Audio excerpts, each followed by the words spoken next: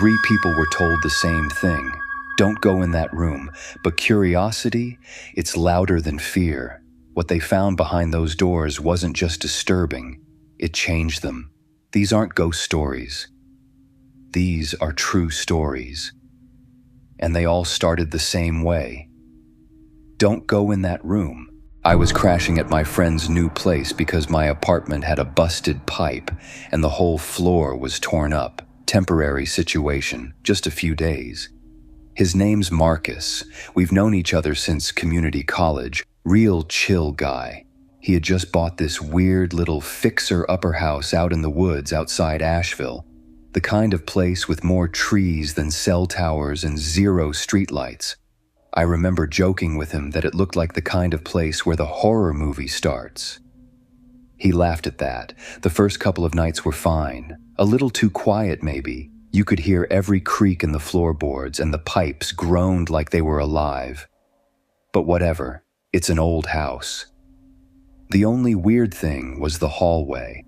Long and narrow, it stretched from the living room past the kitchen and ended in this ugly old door that didn't match the rest of the house. Greenish paint peeling off it, and the knob looked like it belonged in a jail cell. First time I noticed it, I pointed and said, "What's in there?"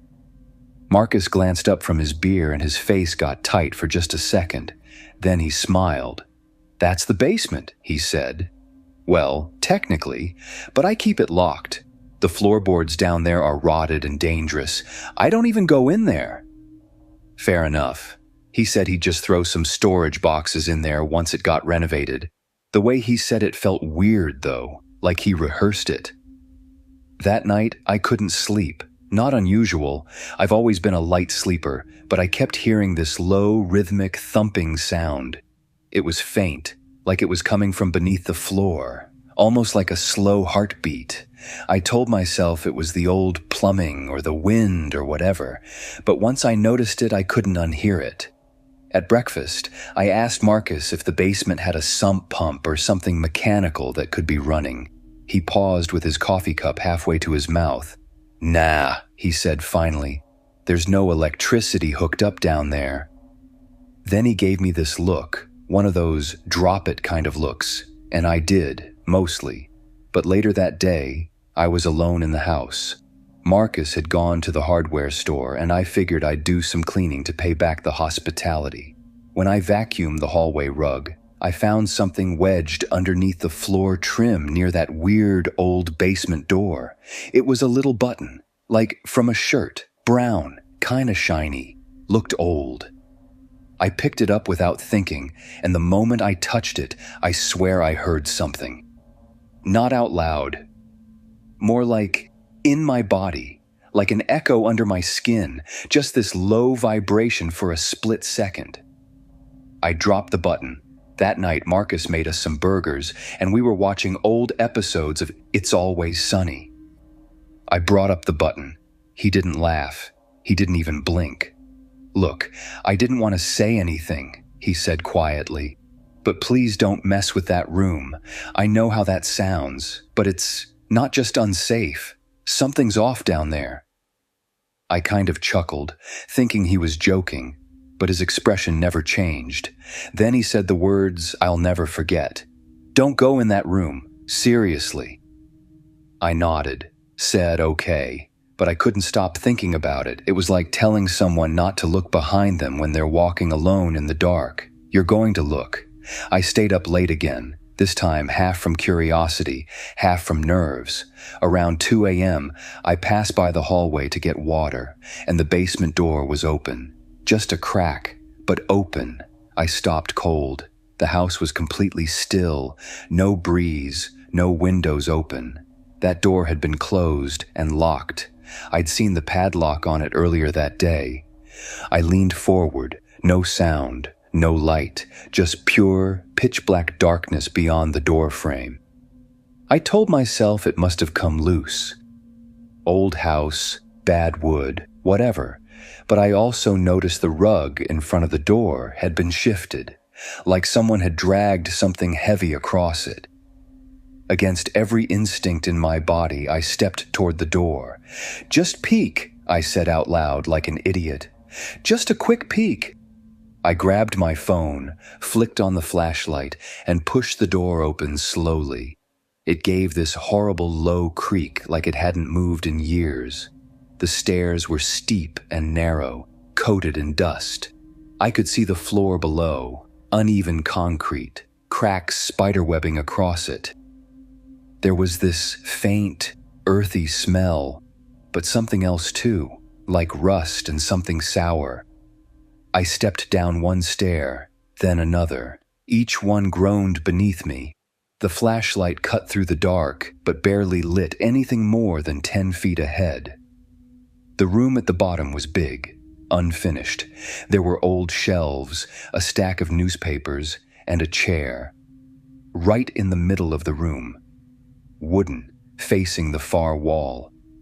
On that wall was something drawn in black marker, thick circles, overlapping lines, and something that looked like a face. I stepped off the last stair, my heart pounding. I know this sounds cliché, but I felt like I wasn't alone.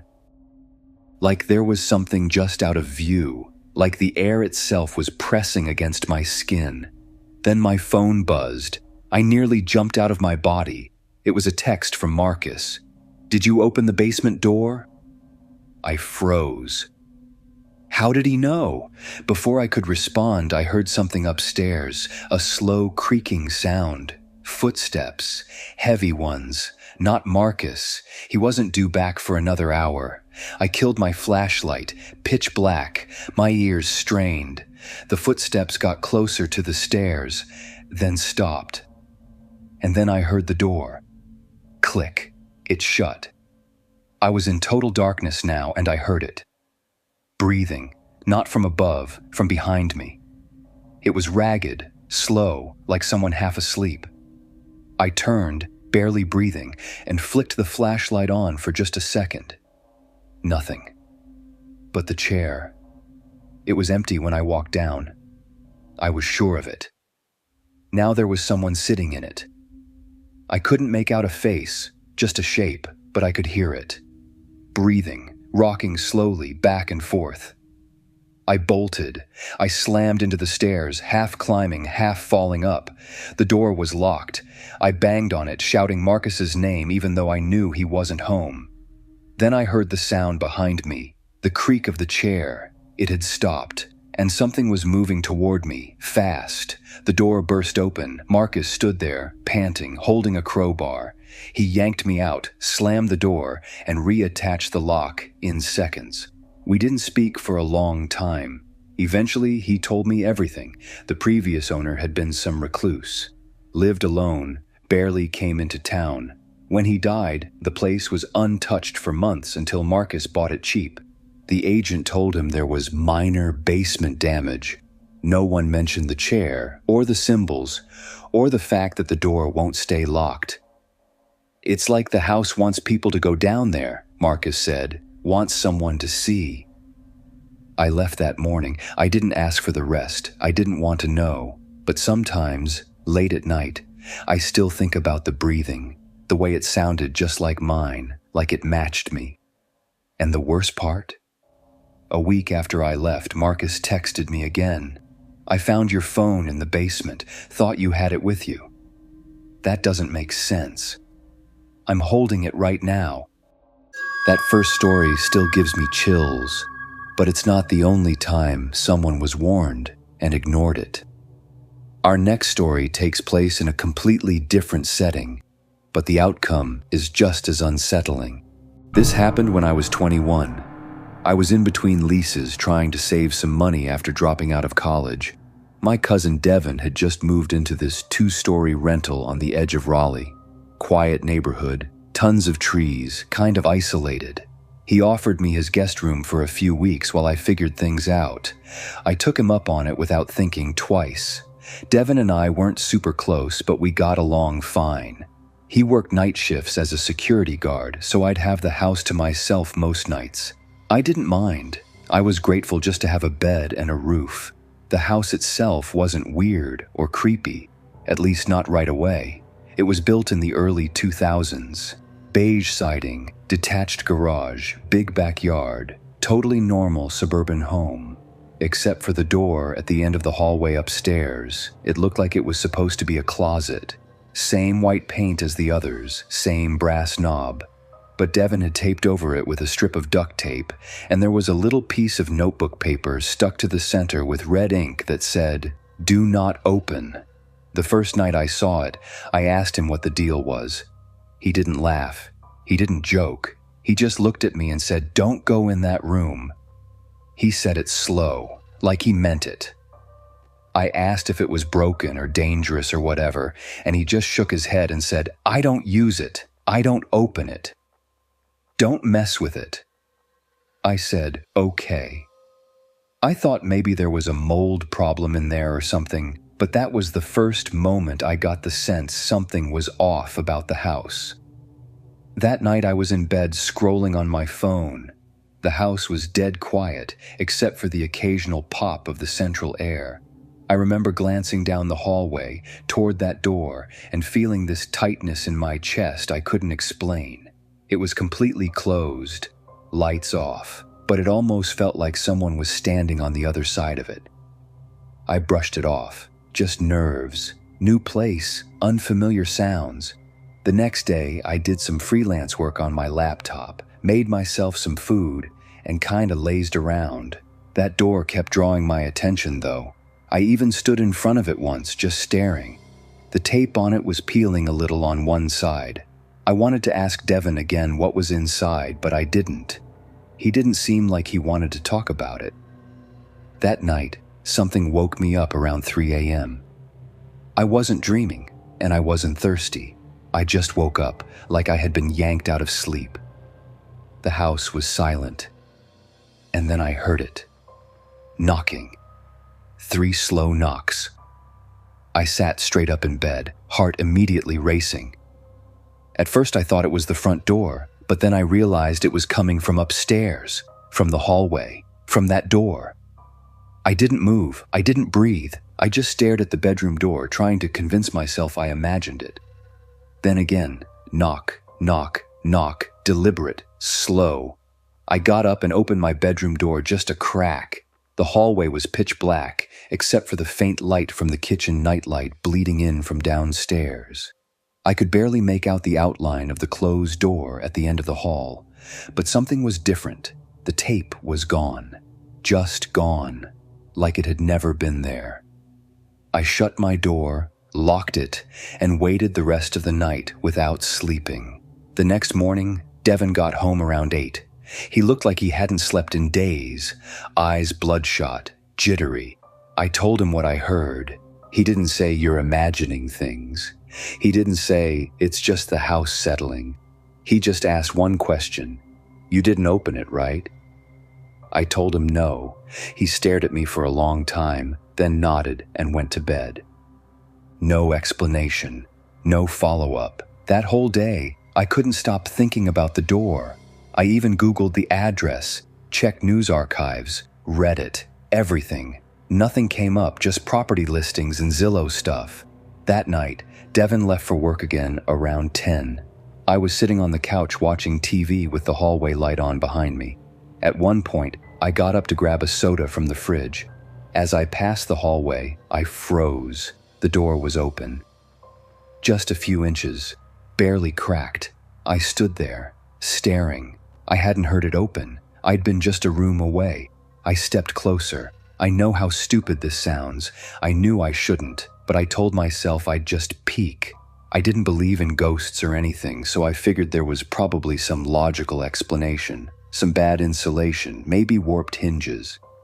Something. I pushed the door open. The room was small, empty, no windows, just gray walls, hardwood floor, and this weird square patch in the middle where the floor was darker, like something heavy used to sit there. There was this smell, not rot, not sewage. It smelled like wet metal, old pennies and something mildewy. I stepped inside and the light bulb flickered once, then died. Total darkness. I turned on my phone flashlight, and that's when I saw it. In the corner of the room, Scratched into the drywall were words. Dozens of them, overlapping each other in shaky, frantic handwriting. Don't look at him. He stays still if you're watching. He comes closer when you blink. And then lower down, almost at floor level, scrawled over and over and over, "Why did you open the door?"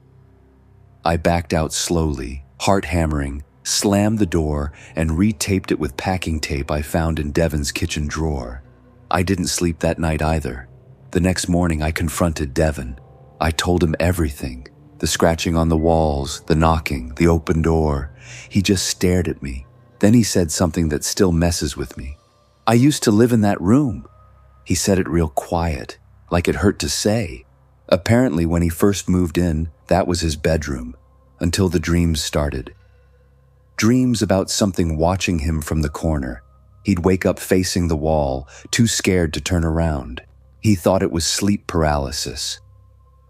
Until one night, he did turn around, and something was standing in the middle of the room. Tall, too tall, no face, just a dark outline with a head that almost touched the ceiling. It didn't move, it didn't speak, until he blinked. Then it was closer. He moved out of that room the next day. He tried to sage it, bless it, seal it. Nothing worked. So he just locked it up and stopped talking about it. The landlord doesn't know. No one knows.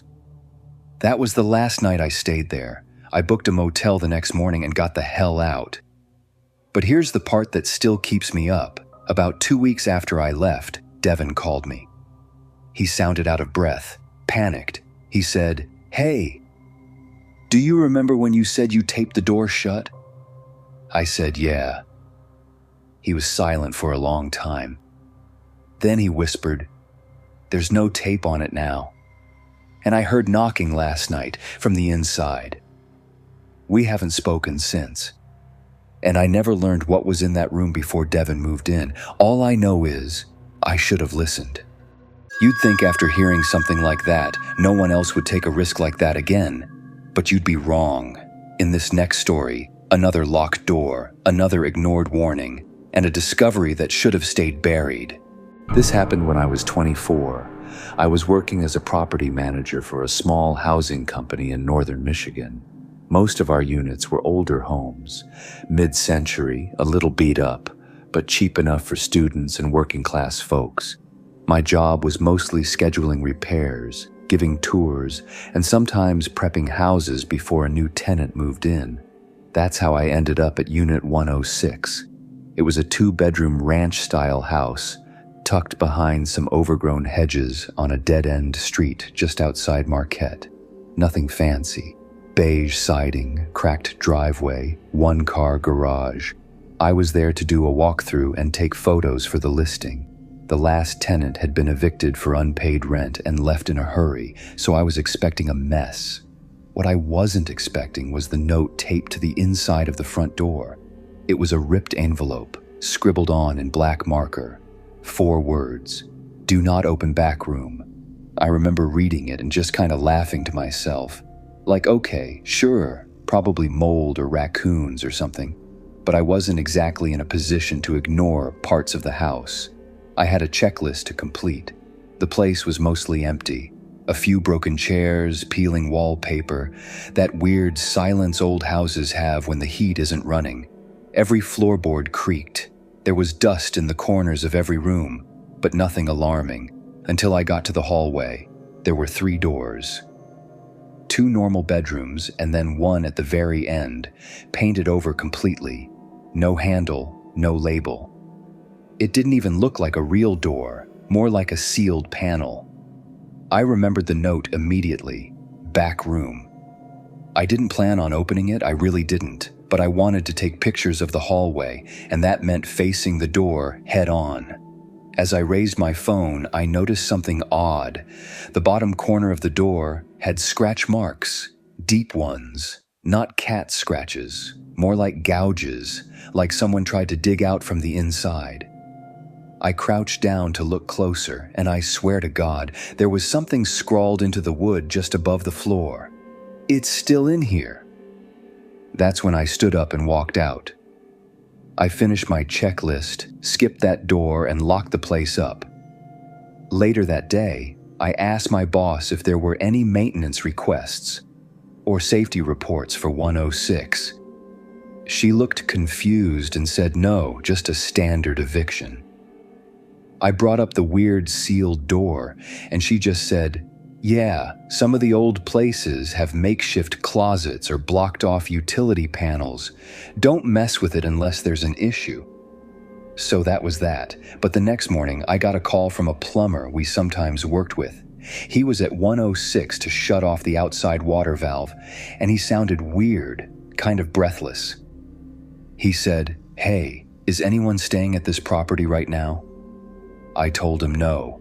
He paused and said, "I just heard someone knock on the wall while I was under the crawl space, like right above me." I laughed at first, told him the house was empty, but then I remembered the door, and I didn't laugh anymore.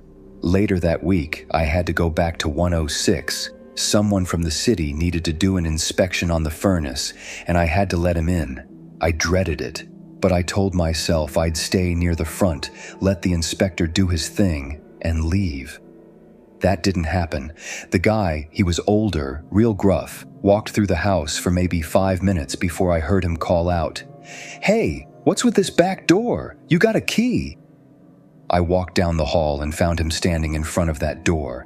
He was knocking on it with his flashlight. I told him I didn't know, that it was sealed shut. He raised an eyebrow and said, "No, it's not. It's just stuck." And before I could stop him, he shoulder-checked it once, twice. The third time it burst open with a crack. The smell hit me first. Wet wood, mildew, and something sharp, like copper. The room was completely dark. I turned on my phone flashlight and stepped inside before I could think twice. The walls were covered in newspaper clippings, dozens of them, taped and stapled from floor to ceiling. Every single one was about missing people. Local cases, national ones, some decades old. One stood out immediately.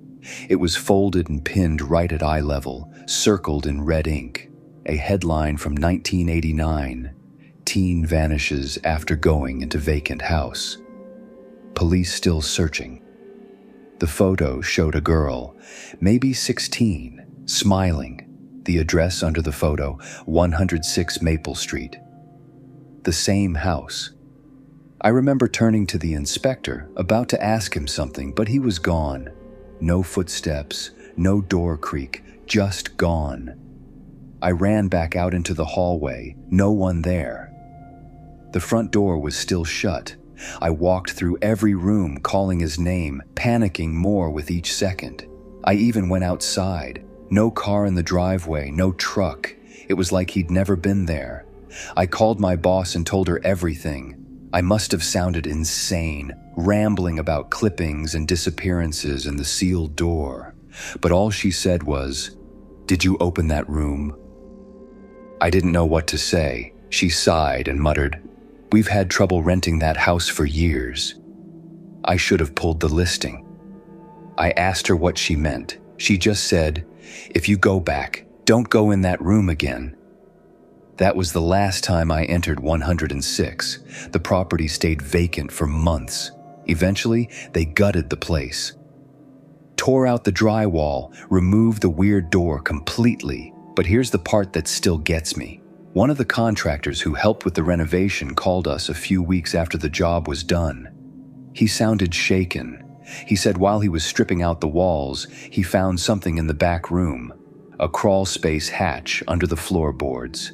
It led to a hollow area under the room, a few feet deep, not quite a basement, not quite a crawl space. And inside, they found a sleeping bag, empty food cans, old Polaroids, and a pair of eyeglasses. The contractor didn't touch anything, just reported it to the city. They never followed up. No news article, no police statement, just silence. I don't know who lived in that space. I don't know who scratched the message into the door, but I'll never forget what it said. It's still in here. And maybe it still is.